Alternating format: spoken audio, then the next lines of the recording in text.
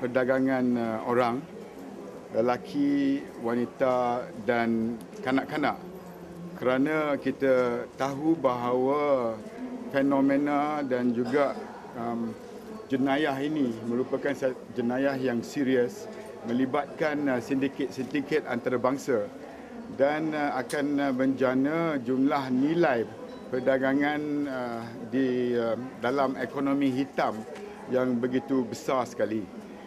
Dalam konteks migrasi manusia di negara dan di dunia hari ini yang tanpa sempadan, anggaran daripada International Organization of Migration sejumlah 1 bilion manusia sekarang ni sedang bergerak, dan jumlah perdagangan yang dianggarkan dalam konteks gerakan ini ialah 38 bilion US dollar.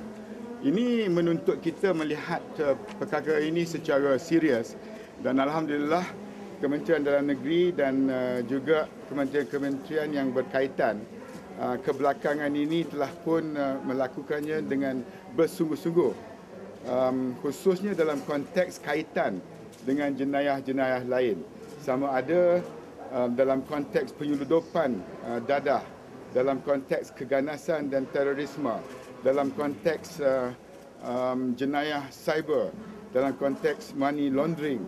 Ini semua merupakan transnational crime yang bukan sahaja menuntut kita bekerjasama dengan negara-negara yang berkaitan, negara asal, negara transit dengan negara destinasi, tetapi pergerakan risikan dan juga pendekatan yang merentasi agensi dan kementerian perlu dilihat secara serius. Sebab itu hari ini kita telah pun maklumkan kepada Dewan bahawa dalam hal ini Kementerian Dalam Negeri dan kerajaan melihat perkara ini secara serius. Saya pagi tadi bila keluar daripada Dewan telah pun menerima satu berita yang cukup baik daripada Duta Amerika Syarikat melalui suratnya bertarikh 14 Jun 2010.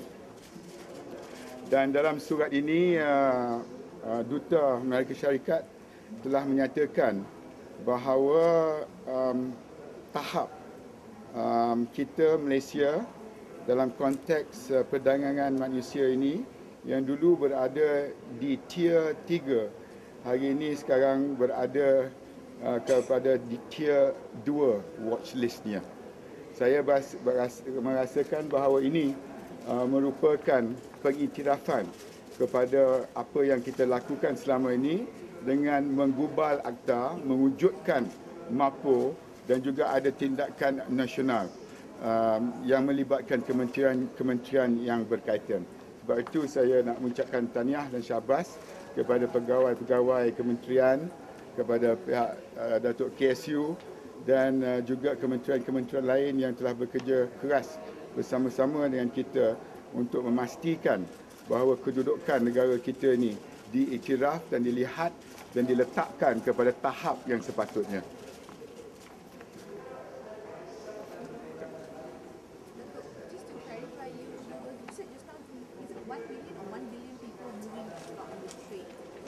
At the migration, this is from the International Organization of Migration. 1 million migrants worldwide are on on the move. 214 million are international migrants and 740 million internal migrants. And in this context, let me just say that it is estimated that the profit generated from this crime is in the range of 38 billion US dollars.